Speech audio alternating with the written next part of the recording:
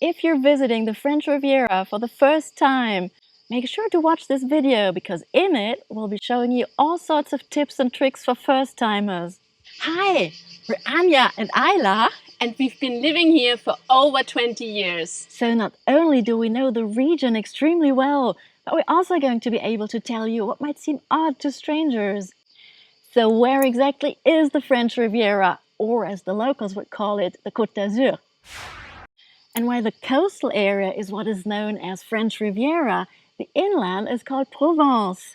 Provence stretches a lot further to the west than the Riviera, but generally Provence is the green part in the southeast of France, less populated and with lots of olive trees and vineyards and cute villages.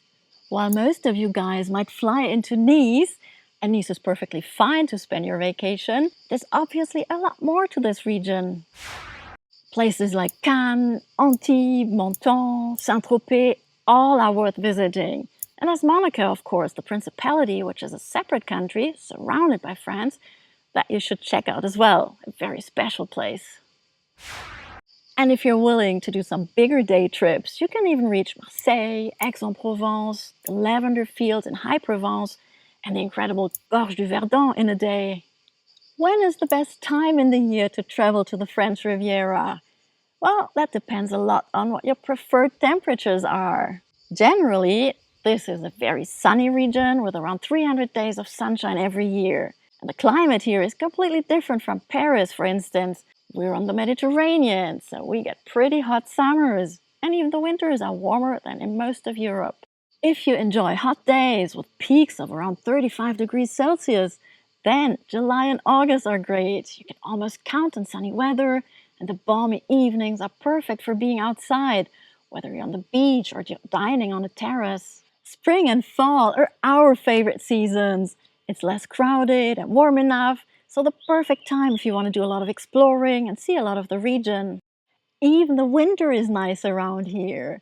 When the sun is shining, you can enjoy lunch outside, but you might also encounter a rainy spell. So yeah, the weather is just generally less stable outside of summer. If you want to avoid crowds, high prices, and the heat, avoid July and August. Then again, July and August are the most packed with cultural events, from open air festivals and concerts to firework festivals and much more. Prices are a lot cheaper in the rest of the year, cheapest from November to March, except for the holidays in December, of course. In spring and fall, prices tend to be a lot lower than in July and August as well, but be aware that in May there are several big events that draw the crowds, especially the film festival in Cannes and the Formula One Grand Prix in Monaco, and they make hotel prices go up a lot. Let's talk language. You're gonna be fine getting by with English, especially in the touristy spots. But we highly recommend you learn some basic French terms. It's just a matter of politeness and highly appreciated by the locals if you're able to at least say hello and thank you in their language. Also, learn how to pronounce places correctly if you want people to understand you. So here are real quick the most important ones. The first one is bonjour. You have to know bonjour, which means hello in English. So even whenever you enter a shop or a restaurant, say bonjour first, because that's just polite. You have to do that, and then you're welcome. What else is important? Merci, meaning thank you, very important, and au revoir, bye-bye. And for us, if you follow our channel for a little bit, you'll know 2 verres de rosé, s'il vous plaît, is the most important, meaning 2 glasses of rosé, please. And here are the most important places you might want to pronounce correctly.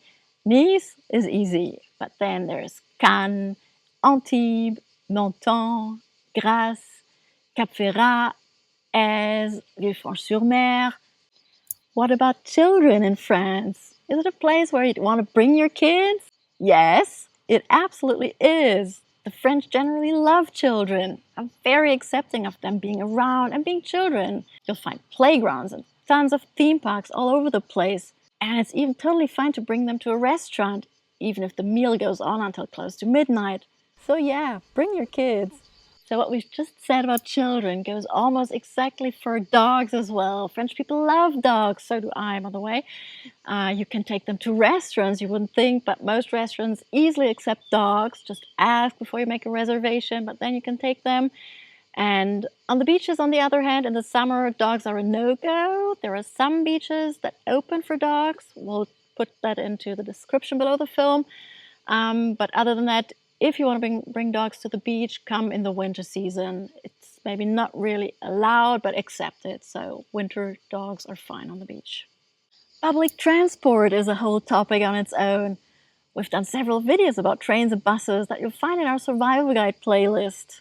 Trains are pretty easy to use and not too expensive, so it's easy to get from one city to the next, a lot quicker than by bus actually.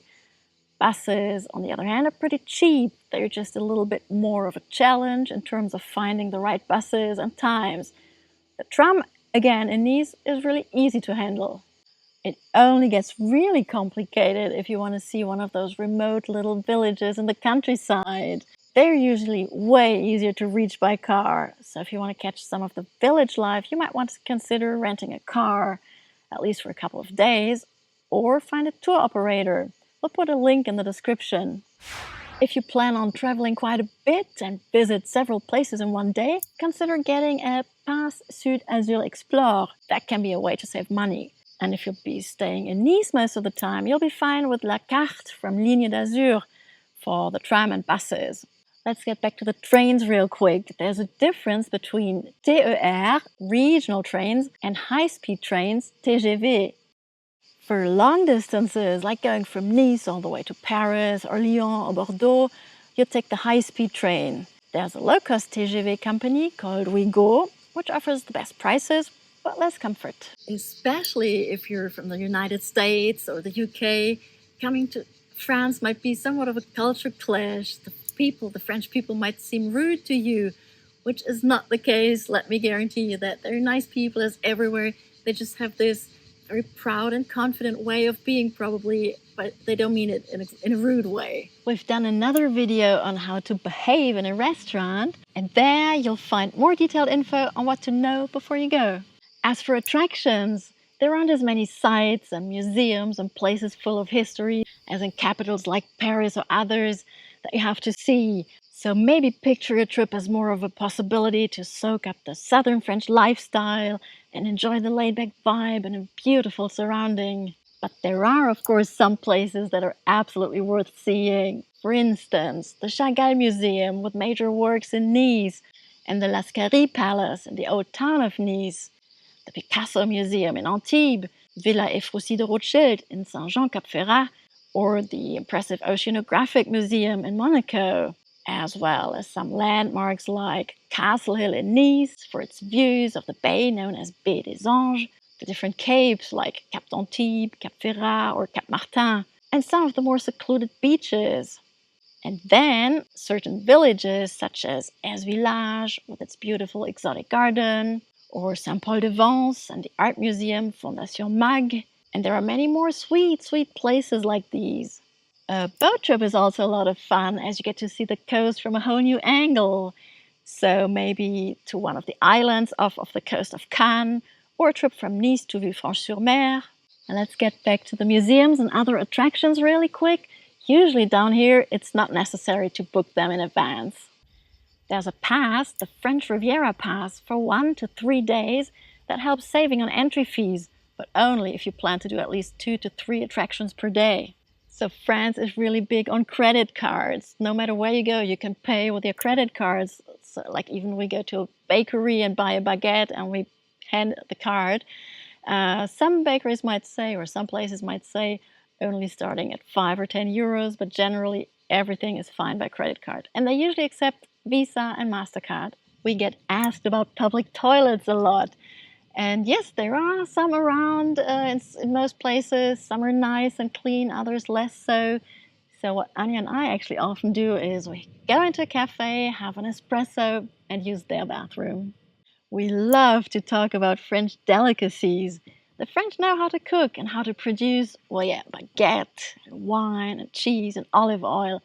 But there are many products worth trying out, mainly some local specialties like pan bagna, pissaladière, or soca. And we absolutely would like for you to try out the Mediterranean cuisine. In basically every restaurant down here on the French Riviera, you'll find Mediterranean cuisine, which is mainly full of vegetables and fish. We also highly recommend visiting one of those giant supermarkets to explore all they offer and of course marvel at the huge fresh fish counters. And now for one final topic before we let you go. How do you cool down in summer? We have some ideas for you. First of all, always have a fan with you. You can also plan for a shopping trip at one of the really nice and air-conditioned shopping malls. Cap 3000 near the airport is probably our favorite. Churches usually stay cooler than other buildings even in summer, so just step into one for a few minutes.